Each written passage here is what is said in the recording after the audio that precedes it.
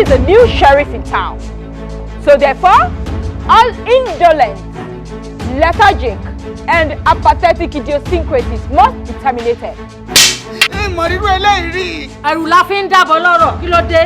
Can you please tell me the rationalization, impetus, apologia, and rationale behind the conceptualization of erecting a posada edifice? Oh my God. So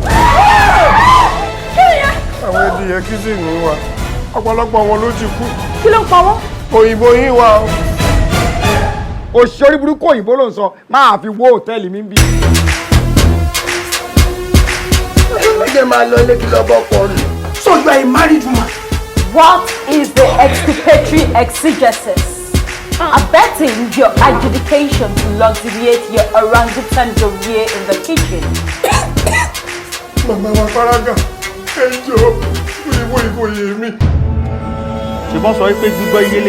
so if somebody speaks English to someone like me and I don't understand, that is not English.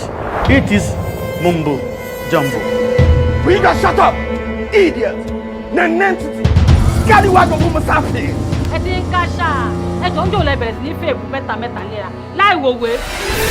bunch of you is unskilled, unversed, unlicensed, and an alphabetic serendipitous dum-dum. Hey!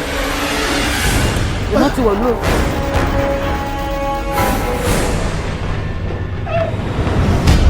Bombastic elements. Karika shop, guara guara.